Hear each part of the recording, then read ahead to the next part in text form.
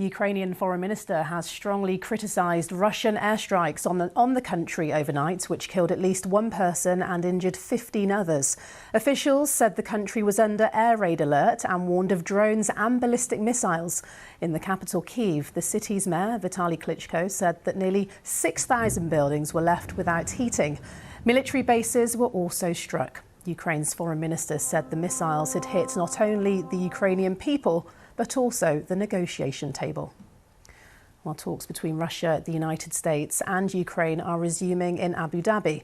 They're the first three-way talks since Russia's full-scale invasion of Ukraine 4 years ago.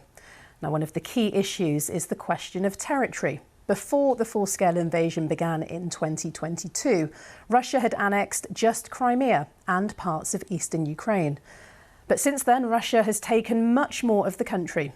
The future of Ukraine's Donbass region remains the key sticking point in these talks. Our Eastern Europe correspondent Sarah Rainsford reports from Kyiv. The format for these talks is new. The delegates are senior. But the starting positions haven't changed, and they don't bode well for any breakthrough to peace. Because Russia is still demanding Kyiv surrender the rest of the eastern Donbass, land Ukraine's troops have been defending for years. And for Kyiv, that's impossible.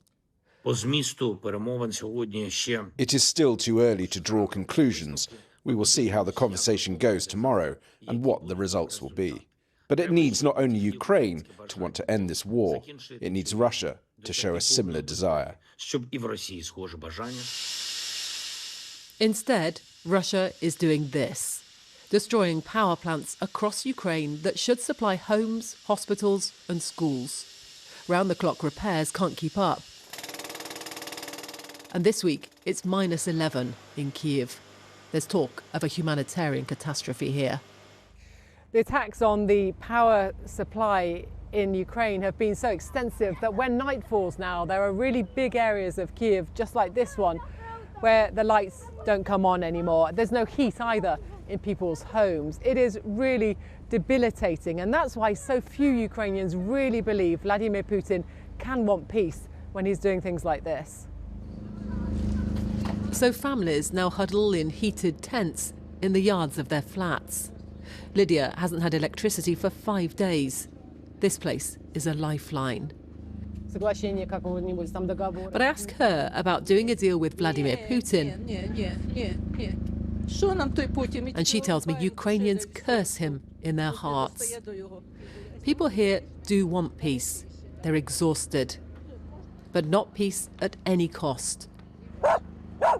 Even if they're being frozen in their own homes as punishment. Sarah Rainsford, BBC News, Kyiv.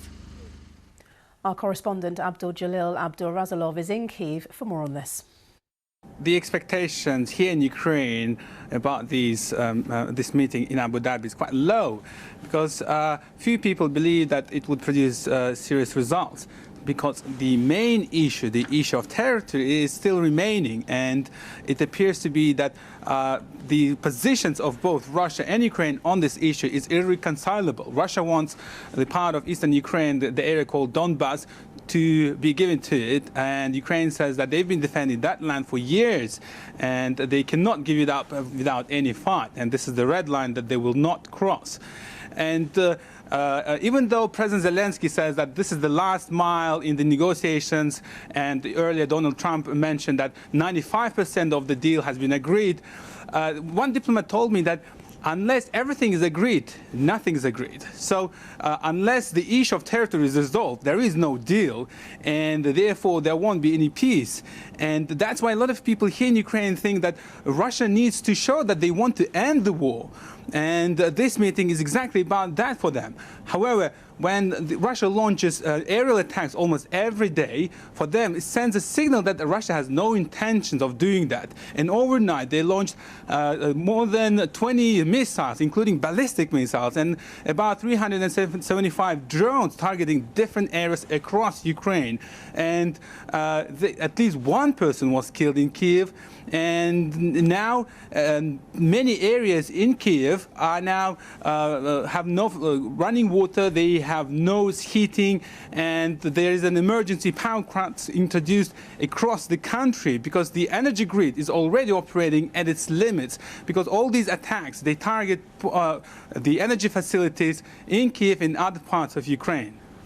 And as you say, we've been here before when it comes to talks trying to find a resolution. What concessions do you think Ukraine and Russia may make this time?